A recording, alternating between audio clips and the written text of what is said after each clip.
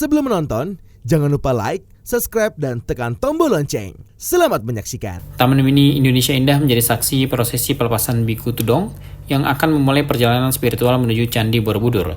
Perjalanan spiritual tersebut dilakukan menjelang perayaan Hari Trisuci Waisak 2568 BE. Keputusan menggelar prosesi pelepasan di Taman Mini Indonesia Indah merupakan bagian dari komitmen In Journey Group dalam mengembangkan aktivitas spiritual dengan mengusung konsep harmonisasi dan nilai kebinekaan bangsa Indonesia. Acara ini dihadiri ribuan masyarakat yang mencerminkan keragaman, saling menghargai, dan toleransi yang menjadi esensi kebinekaan Indonesia. Menteri Pariwisata dan Ekonomi Kreatif Sandiaga Salahuddin Uno menyambut kedatangan para biku di Taman Mini Indonesia Indah. Secara seremonial, para biku menerima penyerahan simbolis bendera merah putih, bendera Majelis Buddha, dan roda Dharma, menggambarkan kesetiaan dan pengabdian mereka pada perjalanan spiritual yang akan dijalani.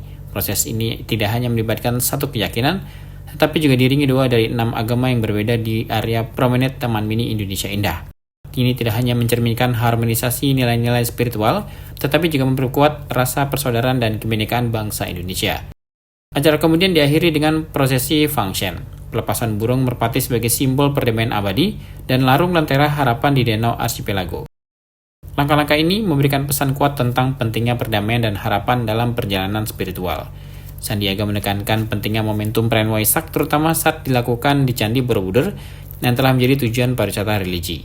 Sandiaga menyatakan bahwa perayaan Waisak dapat menarik minat wisatawan hingga 300.000 orang ke Candi Waisak. Berdampak positif pada tingkat keterisian penginapan di sekitar Borobudur dan wilayah Yogyakarta sehingga memberikan dampak ekonomi yang positif. Wakil Menteri BUMN Kartika Wirjoatmojo juga turut menyambut kedatangan 40 biku di Sasana Langan Budaya Taman Mini Indonesia Indah. Kartika menjelaskan bahwa Borobudur merupakan bagian dari 5 destinasi pariwisata super prioritas yang juga menjadi pusat ibadah umat Buddha. Dikelola oleh In Journey Destination Management, Borobudur diposisikan sebagai tujuan wisata spiritual yang mengedepankan nilai-nilai warisan budaya dan spiritual. Konsep ini diharapkan dapat menarik wisatawan pilgrim spiritual baik domestik maupun mancanegara ke candi. Jadi makna dari ritual Tudong ini, ya mungkin sejarahnya dimulai dari Yang Mulia Bante Mahakasapa, di mana beliau adalah pelopor daripada praktek Dutangga, ya. Karena Tudong ini sendiri artinya dalam bahasa Thai, kalau bahasa resminya itu Dutangga. Dan Dutangga ini adalah 13 praktek yang lebih ketat. Ya, misalnya mereka hanya menggunakan jubah 1 set.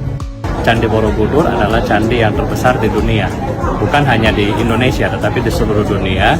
Ini yang terbesar. Yang kedua adalah fasilitas yang diberikan terutama dari In Journey melalui TWC dan IDM itu sangat baik.